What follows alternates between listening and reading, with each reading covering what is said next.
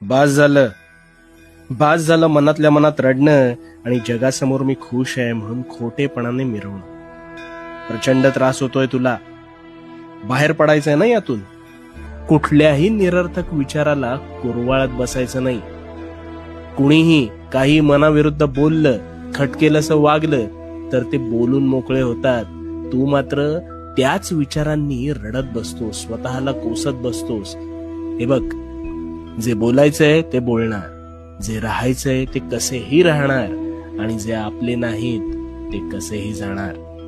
मग अशा वेळेस मुंगी चावली म्हणून तेवढ्या पुरता पाहायचं आणि त्या विचाराला मनात घरटं बांधून न देता ताबडतोब थांबवायचं. स्वतःसाठी थोडंसं बेफिकीर व्हायचं. आणि सगळ्यांचा समाचार घ्यायला मी आहे ना, त्यामुळे भिवू नकोस कारण